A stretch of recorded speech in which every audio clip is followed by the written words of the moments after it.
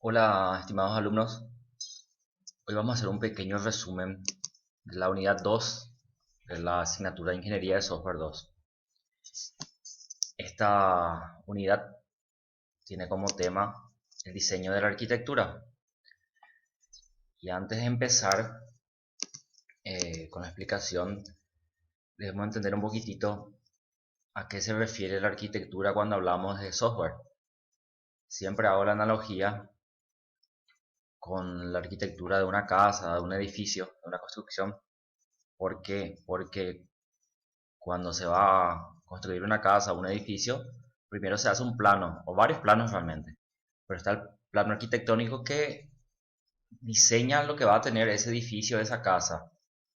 Las diferentes habitaciones, las dimensiones, la ubicación, la orientación.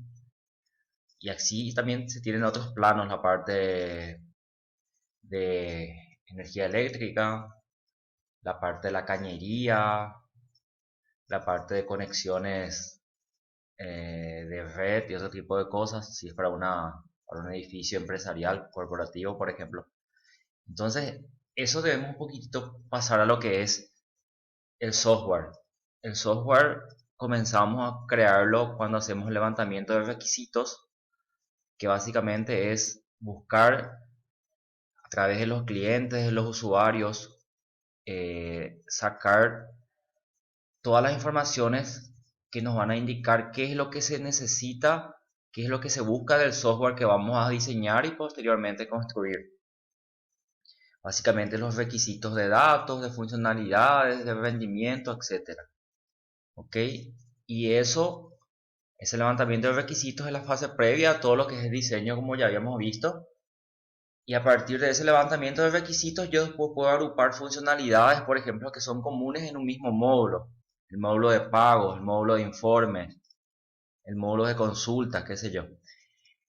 Y esos módulos serían como las habitaciones de una casa que tienen cierta independencia, pero al final hacen al todo que sería la casa o en nuestro caso el sistema o el software.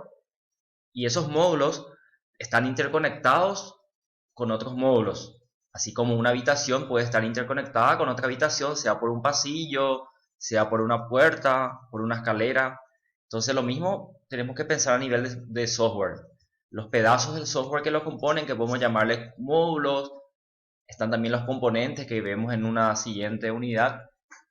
Eso hace parte de la arquitectura del software. Eso y otras cosas más.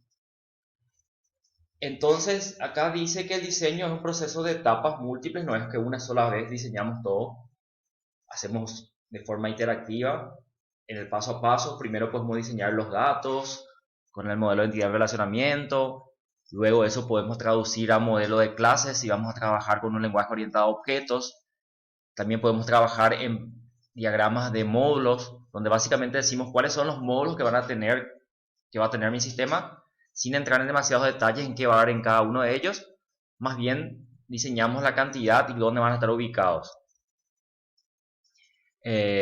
Acá explica básicamente lo que dije en la introducción, ¿verdad? Que no se construye una casa sin un plano, lo mismo pasa con un software. El software no se debería de construir, que sería lo equivalente a codificar directamente sin planificar, sin hacer un diseño.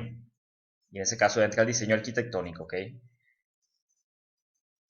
Durante el diseño arquitectónico se crea un modelo de la arquitectura del software. ¿Y qué sería la arquitectura del software? Lo que les comenté. Y también podemos resumirle en datos y estructura del programa. Los datos es, ¿cuáles son los datos que yo necesito almacenar, procesar? Eso generalmente los datos se transforman en una base de datos, ¿verdad? En una estructura de base de datos, en un esquema.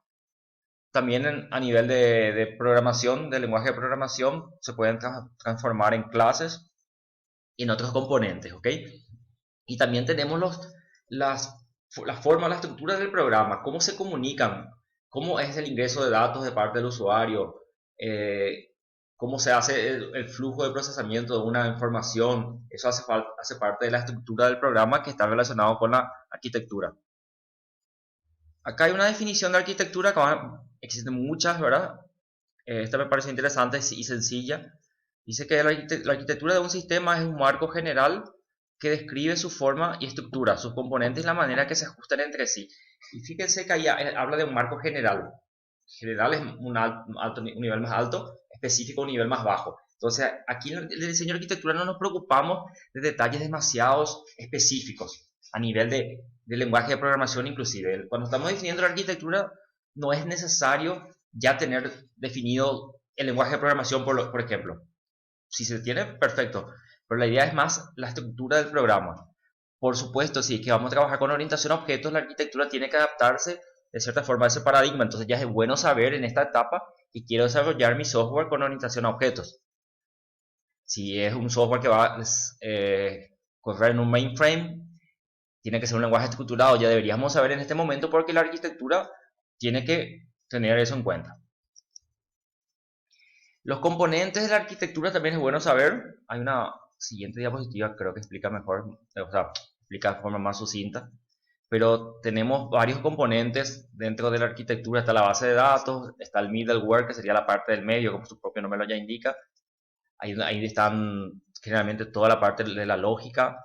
Tenemos también las conexiones con otros sistemas, las interacciones con otros sistemas, con la base de datos, entre otras cosas. Hay también que entender un poquitito cuál es la diferencia entre arquitectura y diseño. Podemos decir que un diseño es una instancia de una arquitectura. Entonces la arquitectura es algo más general, más genérico. Y un diseño se basa en un tipo de arquitectura o un género arquitectónico para expresar algo único, algo específico. O sea, yo voy a construir mi casa usando este género arquitectónico. ¿Ok?